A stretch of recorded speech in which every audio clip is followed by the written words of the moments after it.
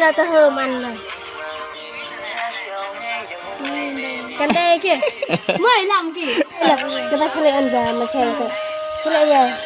ในพ่วงเนี่ยพวกมันไม่เจอตัวจริงกันบ้าเสียดำก็ได้ยังดึงหมวกเกราะย้ำไหนบ่มอม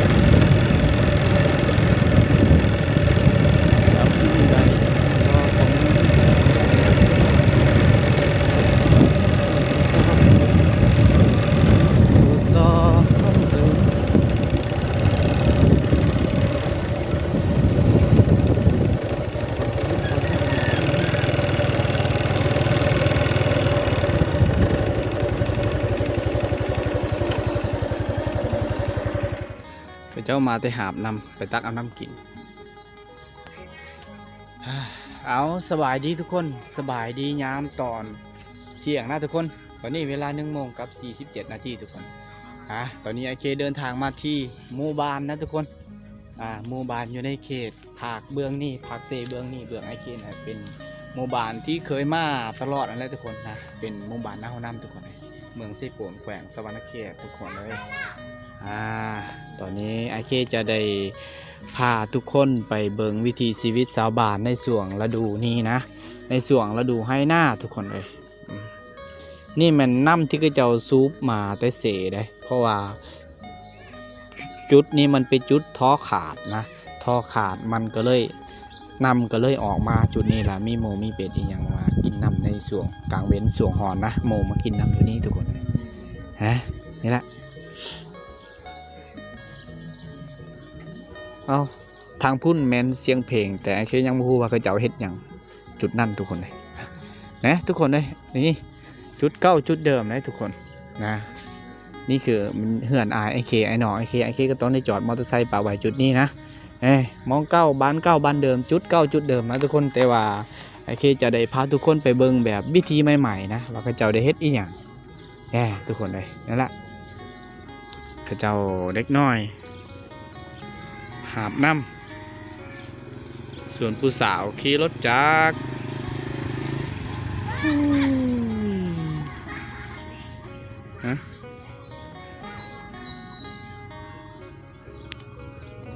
ตะเบิ้ลต้องต่อเด้อไอ้ขี้ถามว่าน้องบ่นักบ่ประมาณนั้นเบรตะกี้ทางกันไหนเอา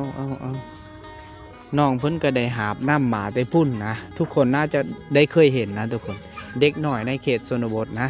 หูจักออกให้งานแต่น้อยทุกคนเลยนี่แหละเอาเหลียวไปเหลียวมาไอ้เคได้เห็นอันนี้ทุกคนเจ้าจานเราเสจานเราเบ้เหรอจานเรานี่แมนน้องใหม่เพิ่นหรือว่าเอื่อยเพิ่นเฮ็ดเอาบางช่องมาบางโซเนี่ยหน่อไม้ไผ่เขาเจ้าหน่อไม้ห้างก็ออกใหม่ๆตอนนี้มันจะเป็นราคาได้โลละ150,000 นะทุกคนประมาณ150,000 กีบนั่นแหละแต่ว่าช่วงนี้ไก่ซีฮอดฤดูกาลมันแล้วทุกคนนะคืออาจารย์ซีฮอมนะพอซีฮอมชนบทนะพอซีฮอมทีมงานชนบทไอเคเคยได้เบิ้งซองเล่านะเล่าคือไอดอลของน้องเลยไอดอลของไอเคเลยทุกคนนะเพิ่นได้ว่าถ้าฮอดช่วงฤดูเฮ็ดดอกแคมบ่ช่วงเฮ็ดหน่อไม้บ่เพิ่นก็ว่าเลยว่าหาเงินตามฤดูกาลอาชีพหลักของสาวชนเผ่าสาวชนเผ่าในเขตชนบทเขาเจ้าหาเงินแบบนี้ทุกคนฮอดฤดูฮอดกาลเขาเจ้าจะหาจะเฮ็ดนะ ถ้าบ่เฮ็ดแล้วบ่ได้ซื้ออีหยังต่างๆครับทุกคนนี่ดอกมักเหย้ามักหยังกกมักเหย้าก็เจ้าว่าตลาดบ่เอ้ย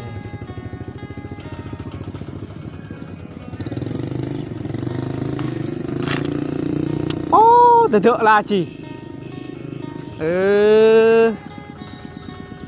ขันดมเลยทุกคนเรียกเยอะหน่องเพิ่นเหียนขี่รถเด่นนี่ว่าเรียบว่าเยอะว่ะสุดเดียละเรียบป้าทุกคนเลยเด็กหน่อยซื้อมือนะเอาไว้แวดเราไทยไว้เอื่อยเพิ่นบอกนะน้องเพิ่นสิเหียนขับรถ เอามีเพิ่นแก้เข้าเปลือกนั่นแหละโอ้เอาวิธีการขี่รถแบบบ่ถึง แบบบ่ถึงตีนนะเขาเจ้าต้องได้ขี่แบบนี้ทุกคนถ้ารถไทยเขาเจ้าแก่นี่ขับลงเซ่ได้นี่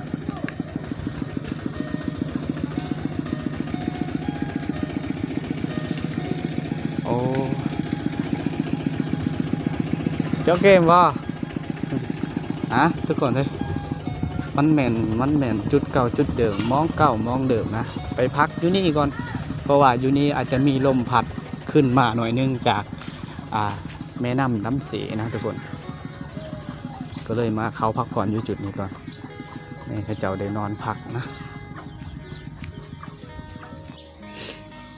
ย่างมาเข้าเหือนหน้าบ่าวเพิ่นทุกคนโอ้หนองเพิ่นได้เฮ็ดหน่อไม้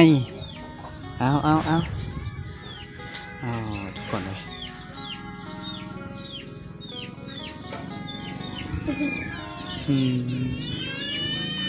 กำลังจีกกำลังปาดหน่อไม้เลยตอนนี้เอาเท่าแห้งกับอาร์ซีฮอดโลป่ายเลยทุกคนเลยโลละ100,000ป่ายนะทางนี้นะน้องเพิ่นกำลังกะเกียมตากแดดไว้ส่วงนี้ก็ยังข้าเจ้ายังบ่ได้หาฟืนหาไฟนะทุกคนก็เลยแบบว่าเอาแสงแดดนี่แหละถ้ามือได้ที่แดดแห้งก็ต้องได้มันแห้งไว้ทุกคนหามาจากป่านะหาเงินตามฤดูกาลเด็กน้อยก็รู้จักหาเงินตามฤดูกาลในช่วงนี้ทุกคนเอา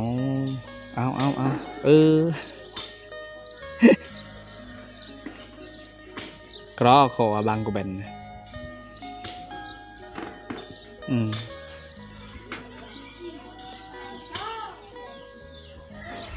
เอามานี่แหละทุกคนเลยต้องได้ยางเลาะบานนะ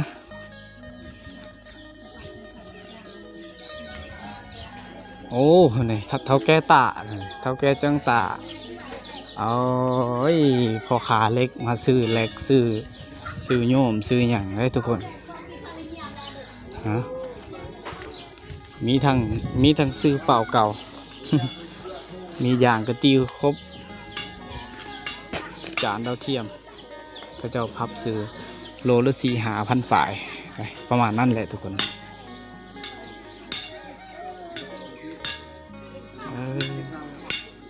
ตาหนุกบ่เนี่ยตาหนุกบ่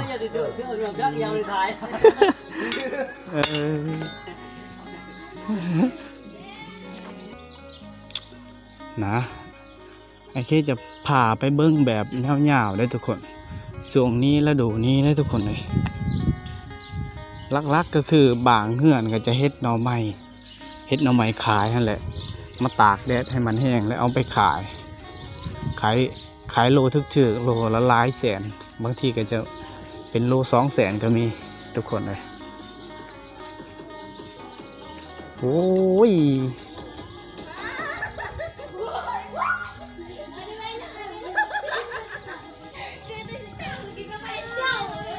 บัดเพลงเด้อเจอตามเธอจูแต่ไทยบ่เบะ โอ้กรักสภาพเดิม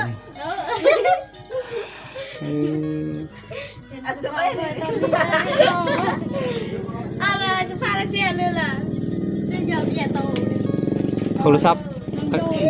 โทรศัพท์เรียวมีมันเดิมบ่ น่ารัก ทุกคนเลย จะได้ขึ้นเลย เดิมปีร่ามบ่มันตาเดิมร่ามฮะจะจ้อยนี่ยัดเจอเมื่อกี้ไอเคได้พักอยู่จุดน้องๆจุดผู้สาวอยู่จุดนั้นทุกคนนี่มันเต็มไปด้วยผู้สาวจุดนี้3 คนนะตอนนี้ไอเคกำลังสิย่างไปในหมู่บ้านนะทุกคนผู้บางคนเขาเจ้านอนโบนอนปะเท้าเนาะแดดลายห่อนแล้วก็นอนพักอยู่ตารางเฮือนปะเท้าคนทุกคนนี่มาเบิ่งจุดเขาเจ้าตักน้ำหรือว่าเอาน้ำกินนะไอเคจะพาไปเบิ่งเขาเจ้าแต่ว่าช่วงนี้เขาเจ้ายังบ่ทันได้มาตักน้ำน้องใหม่บ่แม่นน้องใหม่ดอกทุกคนนะขอโทษทุกคนอันนี้แม่นไม้ไผ่ไม้บ่งไม้ไผ่อันนี้แม่นไม้ไผ่ชาวบ้านหรือว่าเขาเจ้าตัดมาแต่ดงแต่ป่าเลยมาแต่ไทยคุดหรือว่ามาแต่ไทยตะก้าหวานกาซบไทยพระเจ้าทุกคนเลยนะแดดเราก็ได้มาพักผ่อนนอนพักไปตามภาษาของชาวบ้านนะทุกคนเลยคือไอเคอยู่เพื่อนกันตั้งได้นอนแบบนี้แหละนะนี่เป็นบอนเอาน้ำเลยแม่นบอนเอาน้ำของเขาเจ้าในช่วงตอนแรงตอนเช้ากลางเว้นนะทุกๆชั่วโมงนะเพราะว่าหมู่บ้านใหญ่หมู่บ้านกว้างเขาเจ้าต้องไปตักเอาอีหยังต่างๆแหละน้ำใส่น้ำกินยกเว้นแต่บ่ได้ฮดพักฮดหยังส่วนน้ำกินน้ำใส่เขาเจ้าจะเอาอยู่นี่หมดทุกคนนะนี่คือทางโซนนี้นะไปบ่ได้แล้วรถไทยหรือว่ารถจักรไปบ่ได้ทุกคนมีแต่เขาต้องหาทางแหวนะแหวไปบนอื่นเอา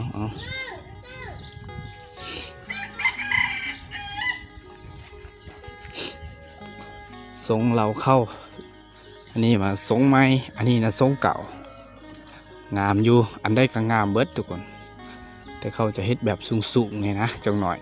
หมู่บ้านเขาเจ้านี่น้ำท่วมตลอดทุกปีในกลางหมู่บ้านมีน้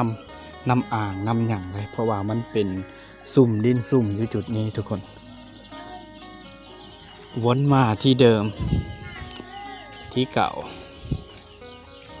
โอ้เอา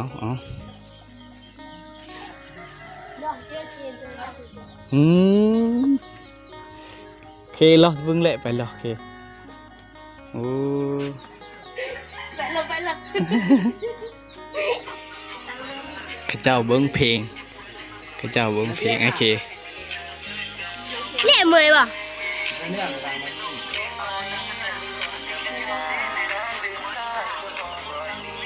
เราจะเฮมันเลยกันได้กี่เมื่อยลำกี่ไม่คือไม่ต้องแก้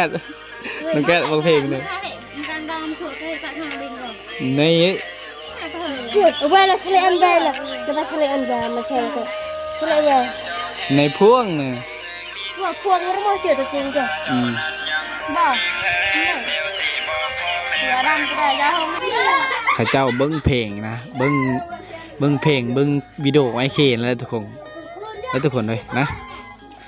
และอย่างข้าเจ้าก็มาอันเบิ้งเพลงส่วงไอเคห้องกับอันพ่วงนะคนดังเดี๋ยวนี้นะทุกคนไอเคห้องกับพ่วงนั่นแหละแล้วกับพูนอยู่ป่านะไอเคได้ห้องน้ำกันได้ฟิตกับข้าเจ้าแต่ลง2ไอเคนะอันเห็นเจ้าครั้งแรกสื่อเพลงนะทุกคนเห็นเจ้าครั้งแรกนะ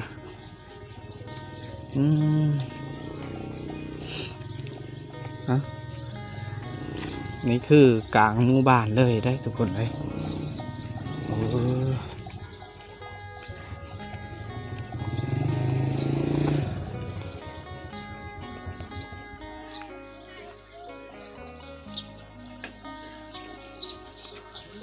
จ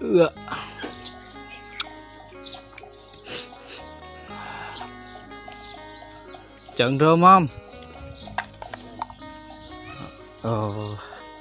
กระแลม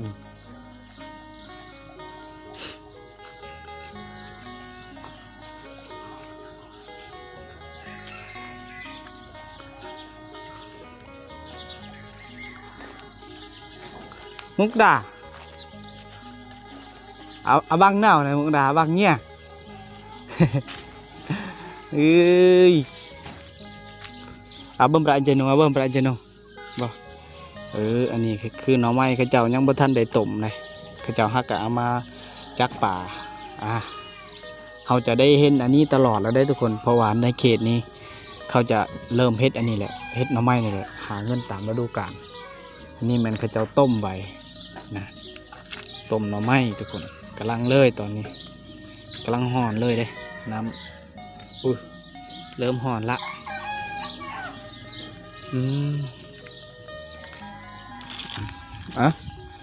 อยากออกจากจุดเอื่อยเพิ่นเฮ็ดหน่อไม้เดี๋ยวเพิ่นจีกหน่อไม้สิไปถ่ายให้ทุกคนได้เบิ่งอีกโอ้ผู้บ่าวจูตะเละอันนี้บ่อันนึงเลยผู้บ่าวรอเยื่องบ่ปล่อยในบ้านเนี่ย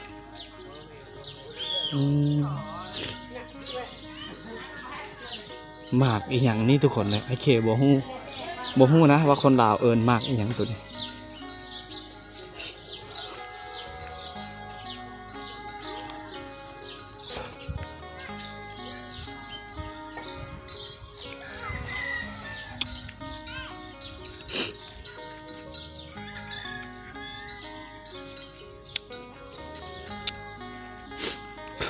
โย่เงียบประลวงกันเลยเงียบถังให้ยีเนี่ยเกล้ามาเงียบนะครับ น้องเกล้าได้ในขนาดจีนในกว่าในเลยเงียบนะ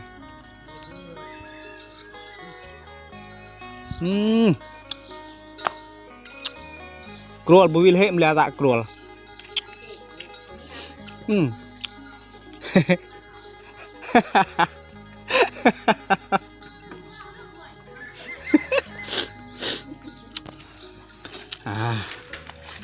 คือว่าแล้วทุกคนเลยมันสิ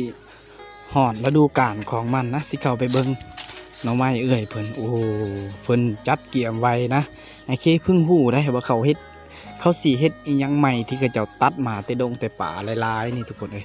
นี่เขาเจ้ากองไว้หลายๆอยู่นี่แหละพึ่งหูนแหละเขาเจ้าจะเฮ็ดฟื้นตากหน่อไม้นะอย่างหน่อไม้นี่ทุกคนเลยตอนนี้กำลัง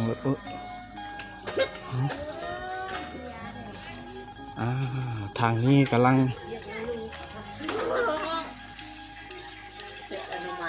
ปลาเละเนี่ยไปจวดเลยบ่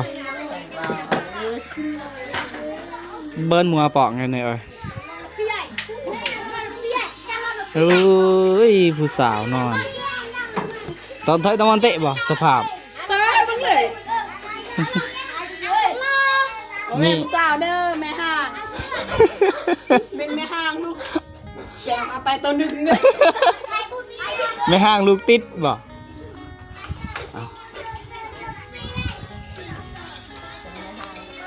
เดิมเพื่ออะไรกี่สิเอาไปขายบ่เติมน้ำมันรถไร โลเท่าใดเติมน้ำมันรถขี่รถเก่งว่าบาทนี่มึงยืนรถบ่หอดตีนมึงขี่ได้เนาะรถเพลินดิ มักหลวงเดี๋ยวกระไรเราอะไรเดี๋ยวอย่าไปไม่ใช่ไหมจะล่วง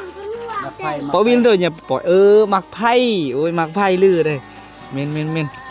กระเย้าตะดังเหรออันนี้คือมักไพ่ข้าเจ้านะทุกคนเดิงหมวกเกราะย้ำไหนบ่มอม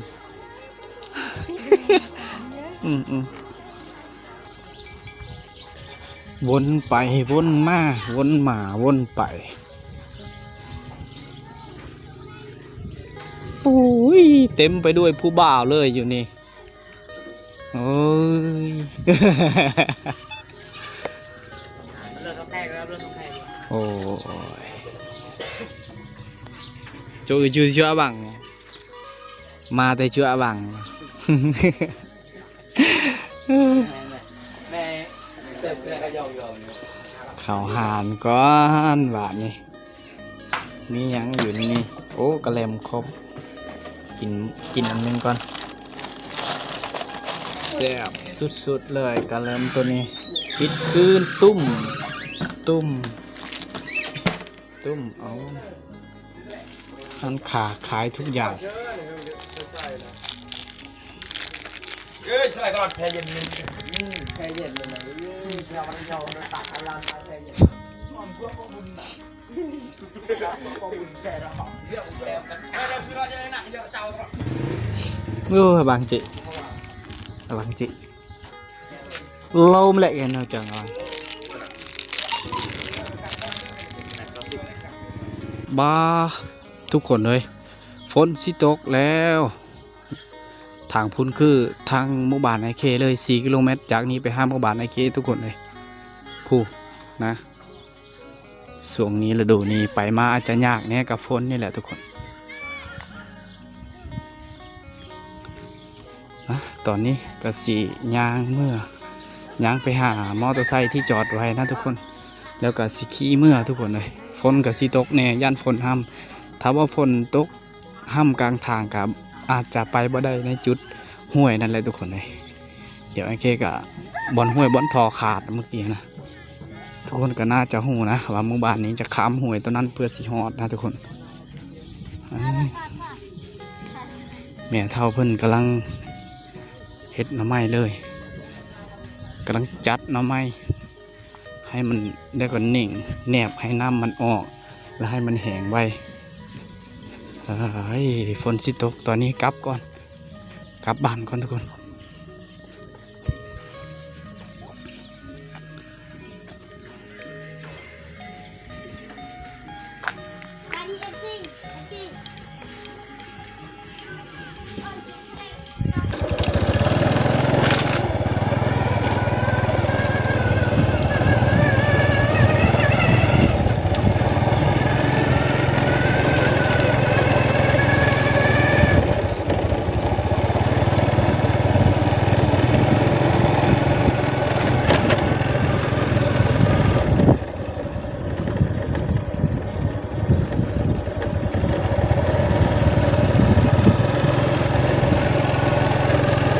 ว้าวฝนสิตกแล้วทุกคนเลย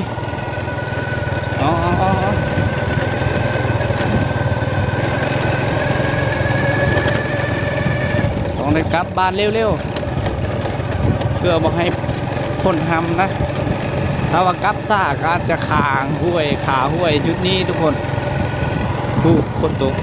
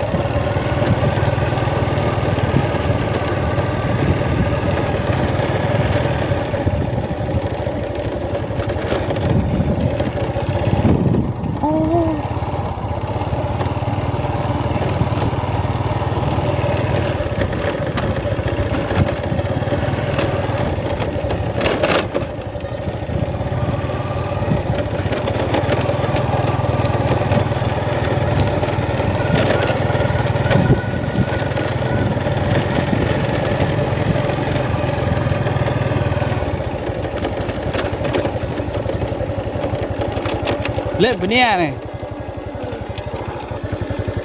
นี่ละทุกคนเลยถ้าว่าฝนตกน้ำมันจะมาแห้งแต่ทางคุณนะคือไอ้เคว่าเมื่อกี้กับแม่นห้วยจุดนี่แหละถ้าว่าฝนตกแห้งอาจจะไปบ่ได้ทุกคนเลยนี่ตอนนี้ไอ้เคสีขับขึ้นนั่นเลยนะฝนตกแล้วทางคุณ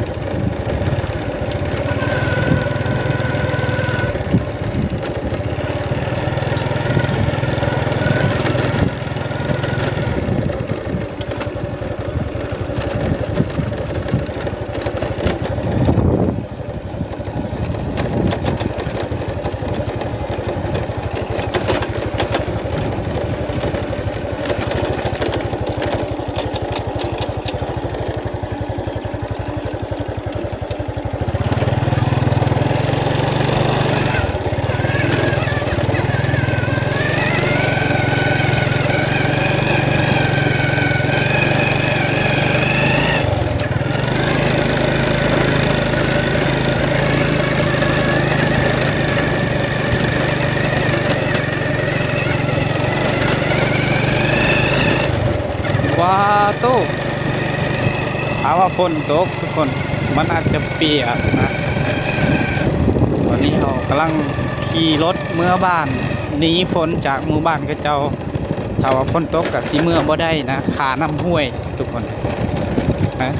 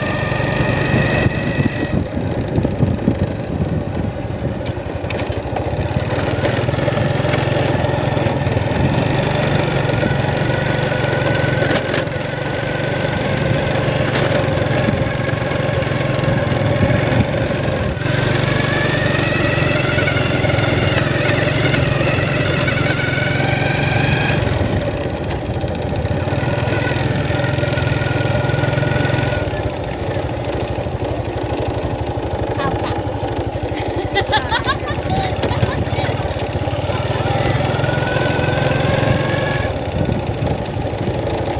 Itu dari apa? Terang.